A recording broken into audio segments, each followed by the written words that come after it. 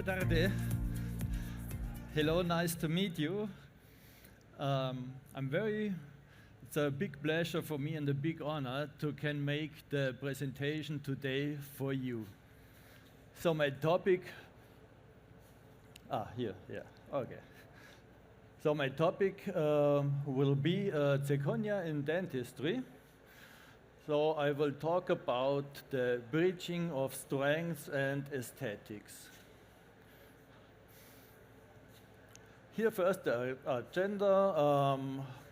We start with the introduction of me and my team, then the evolution from metal ceramics to CAD/CAM technology. Then I tell you a little bit about the 6 generations of zirconia, and then the duo technology, the role of yttrium in zirconia, then a little bit about manufacturing, the shades and CAD/CAM design, sintering, green state treatment for me is very important, and finally the advantages from the new zirconia, the 6th generation, over the further generations, and I show you some final cases. So first about me. I started to be a dental technician in 1990. So in 1998 I made my examination for a dental Master of Dental Technology. In 2000 I founded my own laboratory near Munich in Germany.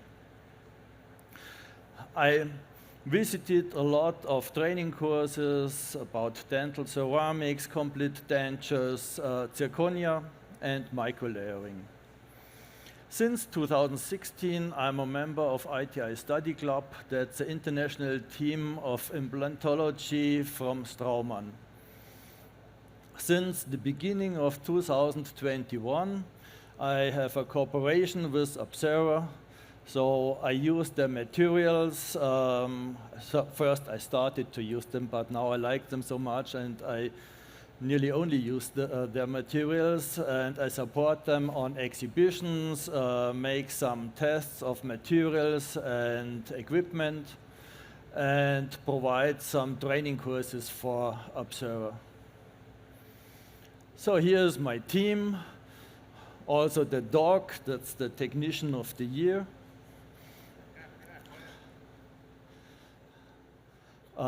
Some pictures of my laboratory. We are a very small team. And now we can start with the history of zirconia, with the development. So in former years, metal ceramics dominated the field of dental prosthetics. But during the 80s, there came the desire for more aesthetics and metal-free solutions, also because of allergies. So the first all-ceramic systems have been glass ceramics, feldspar ceramics, but they had a problem with the stability. In the late 90s, so zirconia was introduced. It was a 3 mole % yttrium stabilized zirconia. It was adopted from the medical technology, for example, hip joint prosthesis. In the early 2000s, CAD/CAM based zirconia frameworks for ground bridges entered the market. The problem was it was a very opaque material, and also we had to make the ceramic layering because the material was not beautiful, not translucent enough. So also we had the risk of a chipping, and we didn't save time. In 2010, about this time, the 5 yttrium zirconia was introduced. It had a much more higher translucency, but the strength was very less. So we only could make some monolithic grounds and bridges, but we had no chipping and we had beautiful results. But it's not possible to make a bridge with them. So the current trend was in the 2020s to get the multi-layered zircon. This combines high strength and a very high translucency. So this was a very new, very break-even point. So the digitalization started and zirconia becomes the standard material in digital prostheses. So the biological aspects, it's not only for the aesthetic, also the zirconia has a very high biocompatibility with favorable properties for soft tissue reaction and less plaque accumulation, especially compared to metal restorations. The color gradient was improved and translucency with sufficient stability. So here again the development, 1985. First, it was the beginning of the all ceramic systems. In 1998, we got the first yttrium zirconia. In 2005, the CAD/CAM revolution started with zirconia frameworks for ceramic layering. And since 2020, we use the multi-layers. I think all of you know how to use them. And it became the standard in digital prostheses. So here, the kinds of zirconia. We start with the first generation.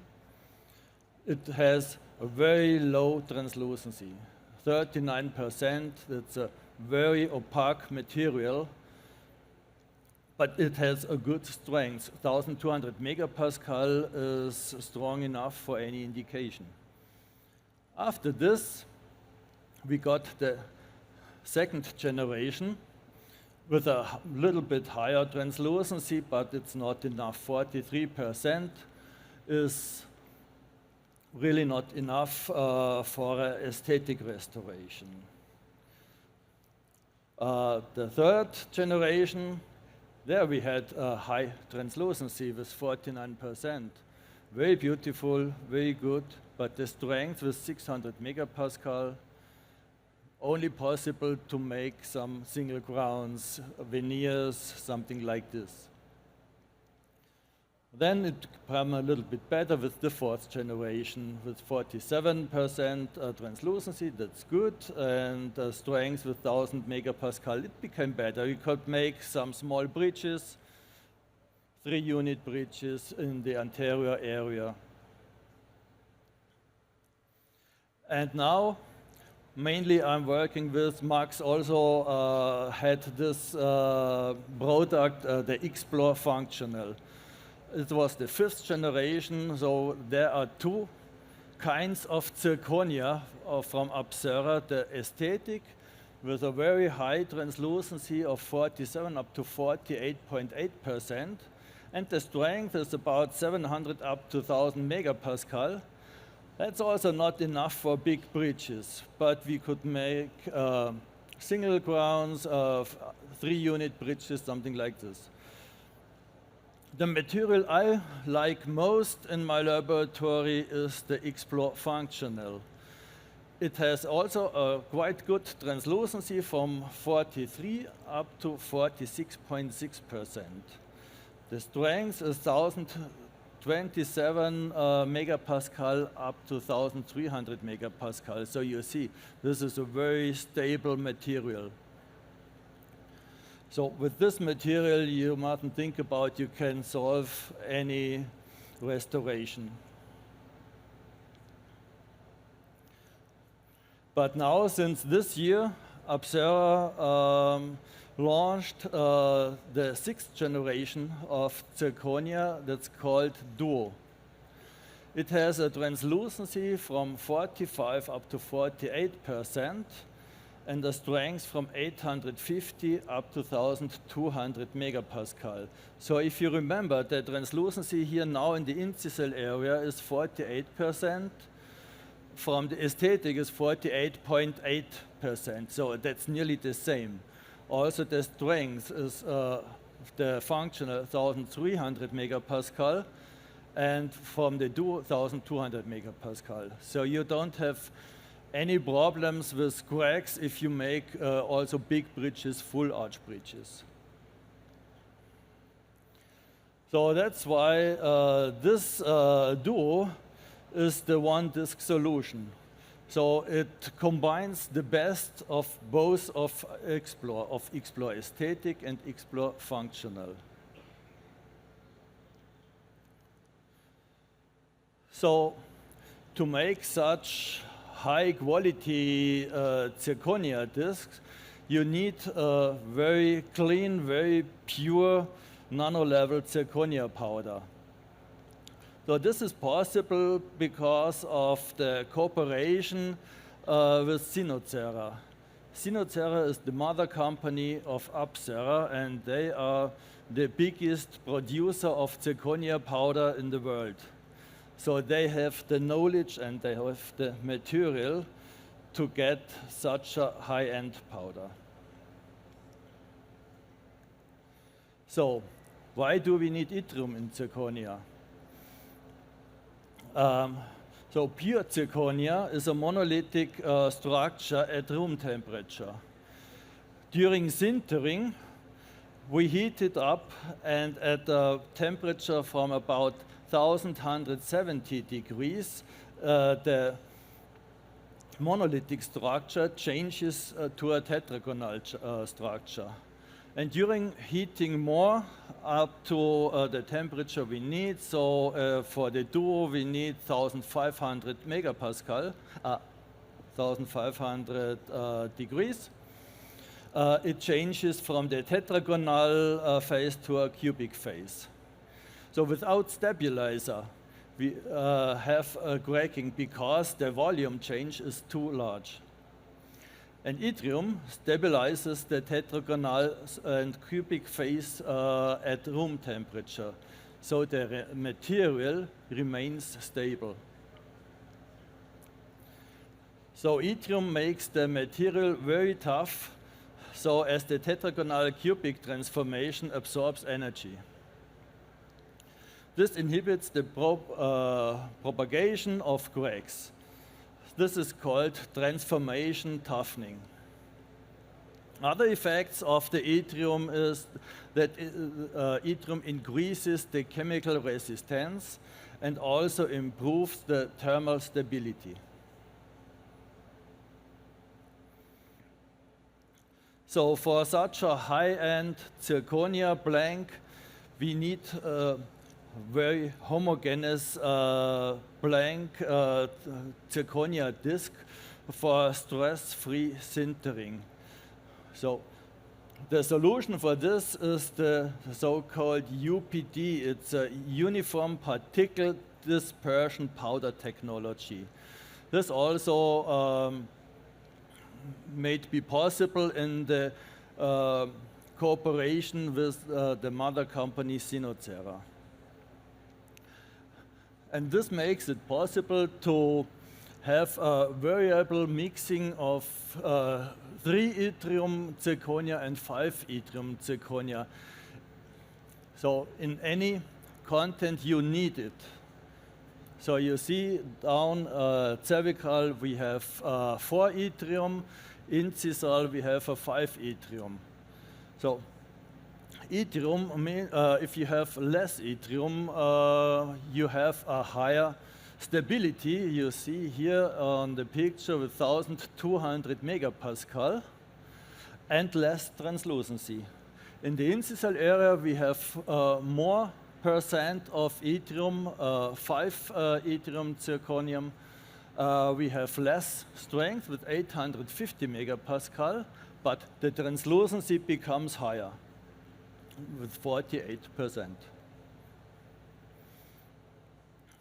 So the production of the zirconia blank starts with the first step, that's the axial pressing of the zirconia powder.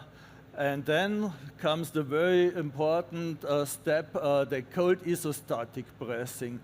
So the zirconia blank is put in the water container and is pressed from every direction, and it stays cold. So that's very important for the very homogeneous consistency of the zirconia blank. So that's why the Duo means to be the next level and bridges the aesthetic and functionality. So here again you see in the cervical area less translucency, high stability, and incisal very high translucency. So these are the product specifications, how you can buy the Duo zirconia. You can get it in all Vita colors, also in 4 bleaching colors. The blank is a 98 blank, and you get it in different thickness from 14 millimeters up to 25 millimeters. So here you see the possible indications for Duo. So you have one disc for all indications. You can make inlays, onlays, veneers, you can make single grounds, you can make monolithic grounds up to full arch bridges, also for implants supported single unit or dental prosthesis on implants. So here also some examples how to use the Duo multilayer. For very high aesthetic monolithic restorations, also for ceramic layering. So this is another zirconia in the portfolio of Apsera. This is the Explore Hybrid Zirconium with a thickness of 30 up to 35 millimeters. So why do we need it? You see the occlusal vertical dimension normally in the population is from 34 up to 48 millimeters. So some people have a very strong atrophy of their jaw, and we have to make a restoration. So often, and also for the Spey curve, is important to have enough place and enough thickness of the zirconia. So sometimes the 25 millimeter zirconia is not thick enough. That's why Apsera produced this thick zirconium blanks.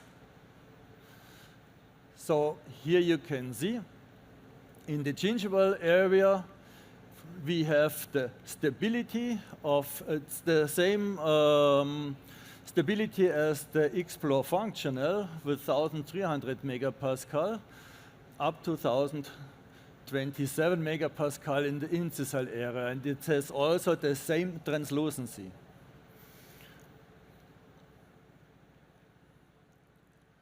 Here again, in the gingival area, we don't need so much translucency. In this area, we have the stability. In the incisal area, we have the translucency. The Explore Hybrid is not available in all Vita shades, so we don't need them in any shade. But in the most used Vita shades, is it available also in one bleaching shade. So here you see the zirconia portfolio from Apsera. beginning at the left side with the HT, the first generation, then you can see that's all 3 yttrium zirconia. Then the first multilayer, also the ST, also a 3 yttrium zirconia, very opaque, but it was the first multilayer. Then it becomes a little bit better. You see the 4 yttrium, then the TT with the 5 yttrium, but the less strength. And so now we have the Explore, functional, aesthetic, and hybrid. These are 3 up to 4 yttrium zirconias, and the Duo is the 4 up to 5 yttrium zirconia.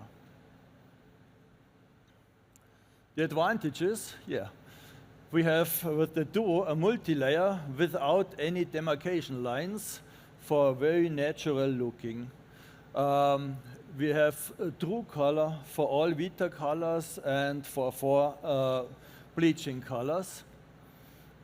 We have enough stability in the cervical area and less strength occlusal for more translucency.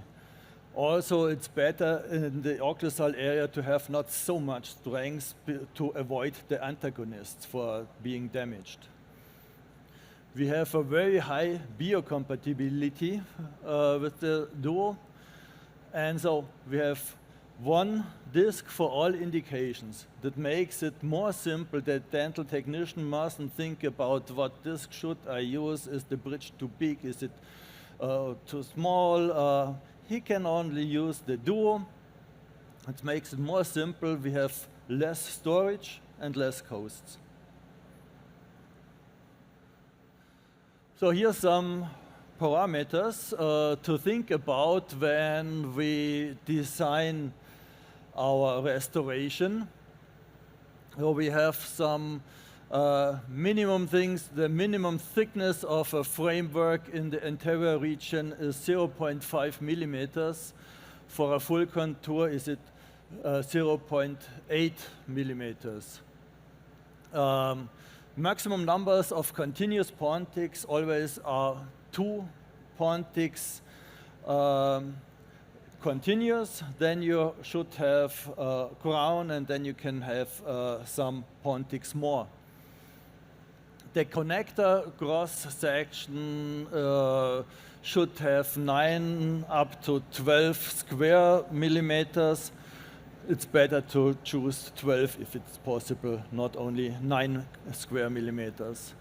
In the posterior region, of course, we need a little bit more stability, so the minimum thickness is 0.6 millimeters for a framework and 1 millimeter for the full contour.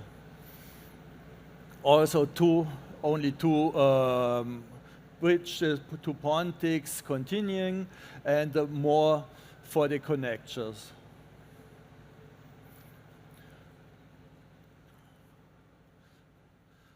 So here on this picture, you can see how you should nest such a full arch restoration. So, of course, as we see there, the holding bars have been attached at each single tooth restoration. That's normal here. Otherwise, it falls out. In a multi-unit restoration, it is important to have 2 holding bars attached at the end, 1 oral and 1 vestibular. And also you need some more bars. The diameter of the bars should have a minimum of 2 square millimeters. And the holding bar should be 1 millimeter above the preparation edge. Otherwise, you have the risk of a crack of the preparation edge. So the best place for the bar is in the area of the anatomical equator. And so for multi-unit restoration of full arch like this, it is important to use a supporting structure to avoid problems of distortion.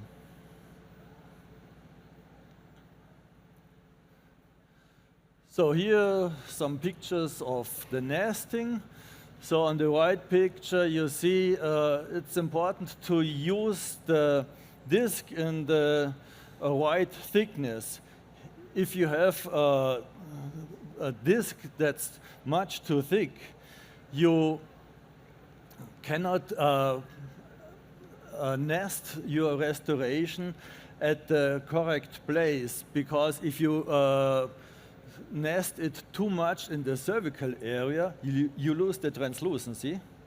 Otherwise, if you want to have the translucency and you nest it in the incisal area, you lose strength. So that's why it's very important to use the disc in the right thickness. So after milling, I make a green state treatment. So in my opinion, it's very important to do this. I grind the surface with a diamond grinder, and I make the surface smooth with rubber.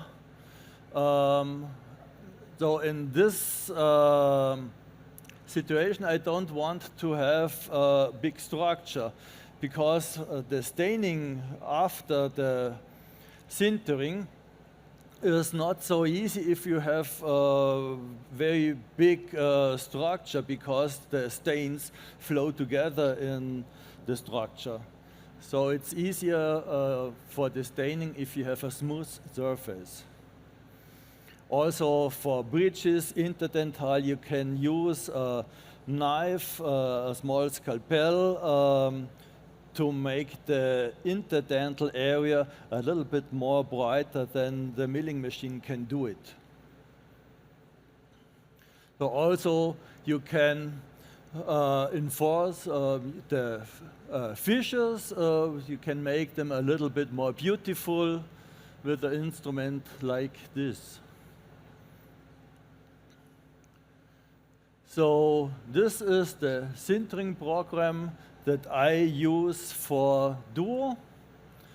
I make the sintering temperature for Duo at 1500 degrees. For the X-Plore, I use 1480 degrees. So this is a program for single grounds and bridges up to 4 or 5 units. If you have bigger bridges, you should heat up much more slowly and cool down much more slowly. Otherwise, you have the problem that the bridge can be broken after sintering.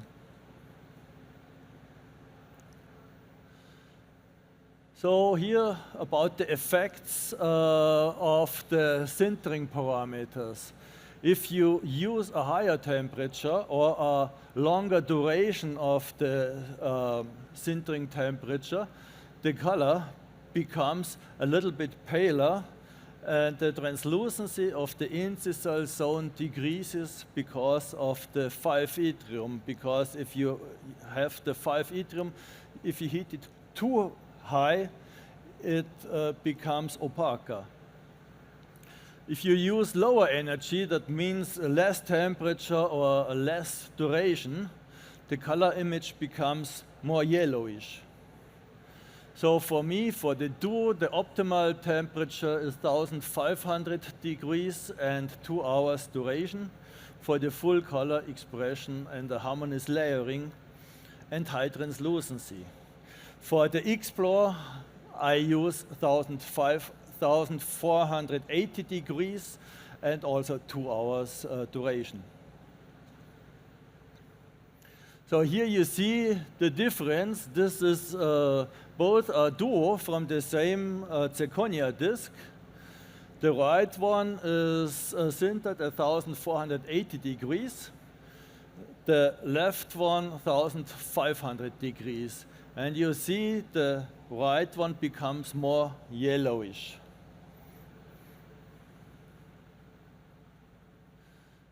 So after sintering, I prepare my restoration first with a sandblaster. I use aluminum oxide, but maximum 1 bar.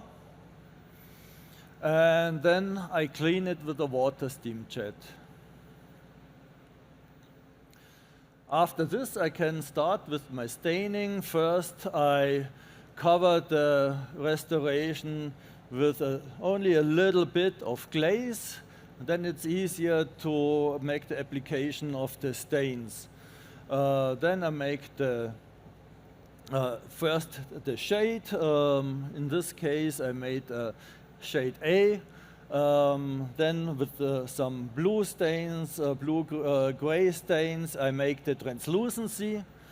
And if you want or if you need it, you can make some discolorations with brown, or you can paint some cracks with white or reddish brown. I show you later a case with this. You also can paint the fishes a little bit, and then we fire it. So after firing, I cover the whole restoration again with glaze. And if you need some structure, I have a brush like this. It's not very special. You can buy it at Amazon or anywhere. And with this structure, if you draw it over the glaze, you get the structure inside. And you have the structure also after firing. It's very easy. So after this, the last firing, we have to fit it, of course, the approximal contacts, the occlusal area, and then we have to polish it. And the polishing, I should have made a picture there, but I forgot it. It's very important to make the polish because of the antagonists. So zirconia is a very strong, very hard material. And if it's not very well polished, the antagonist over the years becomes grinded, it becomes damaged. So it's also very important for the dentists if they have to fix the occlusion. After this, to polish the occlusal area very, very well. So, and now I can show you some cases. So this was a very hard case. This was an old man, about 85 years, and we had to make these 2 crowns. He didn't want to get the complete anterior teeth new. So and the color was very strong. A4 was much too bright. It was a color between A8 up to A10. So nobody has the ceramic for this. So first we made the framework with Explore Functional in A4. That's the darkest I could get. Then I made a ceramic layering. And after the layering, I made the staining, the characterizations with reddish brown. So in this case, I could use the whole staining kit that I had. But that makes fun. So here is the try-in of the grounds. And I think it's quite okay, the result.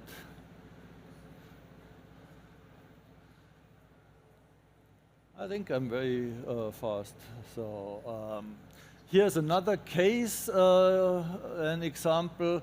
In this case, I want to show that it's very important to take care of the dental ledges. So in Germany, we call it ledge management. So you can paint the ledges with some color and measure it.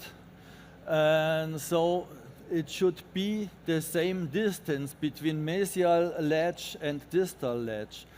Even if you have one teeth and you have a big or a small hole, you cannot make the crown in the same size as the natural tooth at the neighborhood is there. So if you make the ledges in the same distance, it seems to be the same. And also the structure is very important for natural restoration. So in my laboratory I use gold powder to see the structure a little bit better. But in these cases, the intraoral scans with the 3D resin model is not so good, because in a resin model we lose the structure. So now this is the finished restoration, and here's the restoration in the mouth. And you see the upper jaw will be the next restoration we can do, because this teeth surely will come out.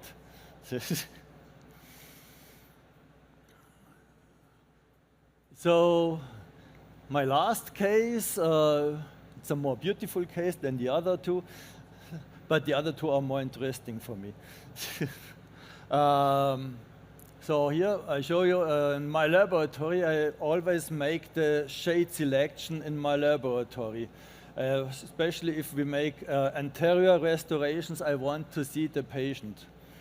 So normally they come in my laboratory. If this is not possible, I go to the dentist and look for the patient, or I get a picture, but that's the worst case. And as we heard in the presentation, in the first presentation this morning, if we get the color and maybe a photo from the dentist, it's very, very important that he takes the color before preparation. Because, as we heard, during preparation, the teeth are dehydrated, and the dehydrated teeth don't have the real color. And it takes about 24 hours to have the real color back. So it's also not good. Also my dentists, I always say it the same. They are finished with the preparation, call me, can the patient come now in your laboratory? No, he cannot, because I cannot see the color. So normally they come in my laboratory, I look for the shade, I make some picture. So the picture is better to remember after. The picture doesn't show me the real color, but it helps me to remember the situation. And also I make a painting of all the colors, the things I have seen. And so with this, then I can make the restoration. In this case, it was a very young lady, and she wanted to get some veneers, 6 veneers in the front. For me, it mustn't be, but she wanted to get a little bit longer teeth and a little bit brighter. So, young ladies. And so now, this is the result.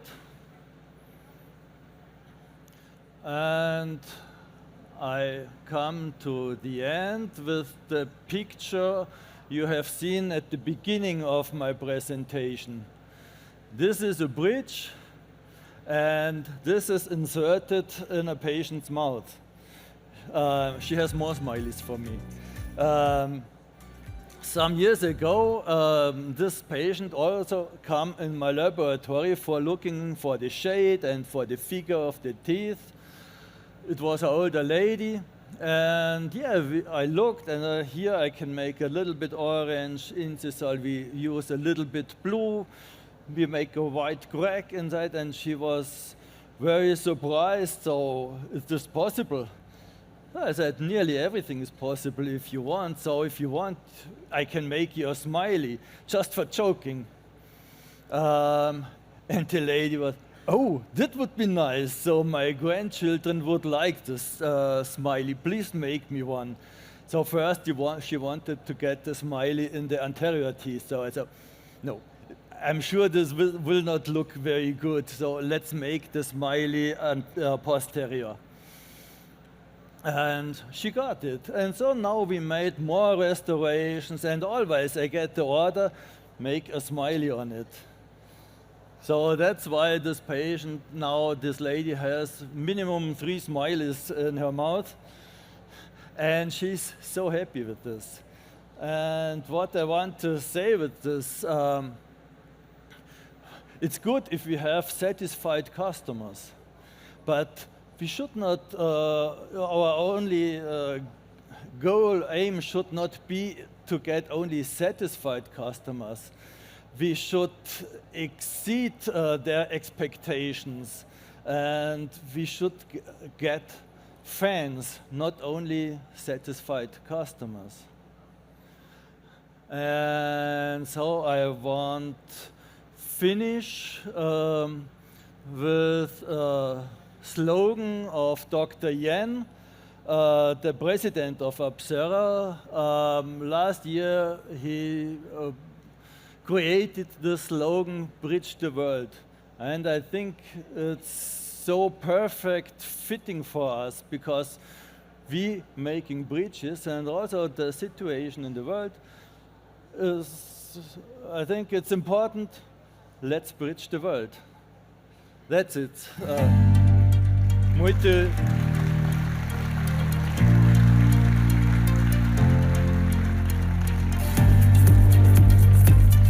Muito obrigado.